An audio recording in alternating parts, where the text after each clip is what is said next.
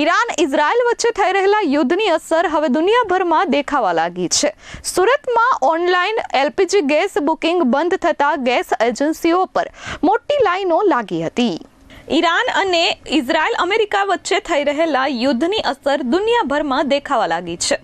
ગુજરાતમાં કોમર્શિયલ સિલિન્ડરનો ઉપયોગ કરતા રેસ્ટોરન્ટ અને લારીવાળાઓની મુશ્કેલીમાં રાતોરાત વધારો થયો છે। ગુજરાત હોટેલ એન્ડ રેસ્ટોરન્ટ એસોસિએશનના મતે કોમર્શિયલ ગેસ સિલિન્ડરની સપ્લાય ખોરવાતા જે રેસ્ટોરન્ટ પાસે ગેસની પાઇપલાઇનની સુવિધા નથી તેઓની મુશ્કેલી વધી છે, જ્યારે બીજી બાજુ ઘરેલું ગેસ બાબતે પણ ચિંતાઓ વધી રહી છે।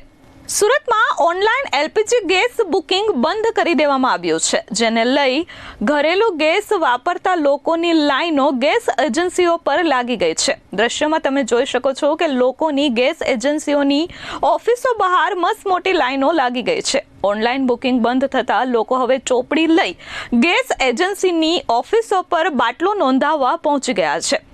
લોકોને ચિંતા છે કે આગામી દિવસોમાં ગેસના બાટલા નહીં મળે, જેથી તેઓ તાત્કાલિક ધોરણે અહીં લાઇનમાં ઊભા રહેવા મજબૂર બન્યા છે। સરકારે તારીખોમાં ફેરફાર કરતા લોકોમાં પણ ચિંતા છે। હાલમાં 25 દિવસ પછી નવો બાટલો નોંધાવી શકાય તેવી જાહેરાત સરકાર દ્વારા કરવામાં આવી છે। લોકોએ સરકાર પાસે ગેસનો પુરવઠો યોગ્ય પ્રમાણમાં મળી રહે તેવી વ્યવસ્થા કરવા માંગ કરી છે।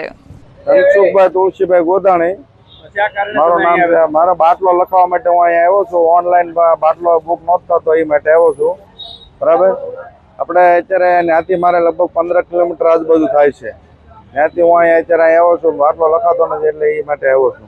બીજો હું નિયમમાં ફેરફારમાં એમ કીધું છે કે ભાઈ તમારો 2 દિવસ પછી પાછું ઓનલાઈન બુક ચાલુ થઈ જશે। અત્યારે તમારું બુકિંગ કરાવ્યું? હા, નહીં લાઈન તો છે અત્યારે, પણ એ તો હવે આ કઈ રીતે બધું બંધ થયું છે એ કે આપણને કઈ કોઈ ખબર નથી पड़ी जी।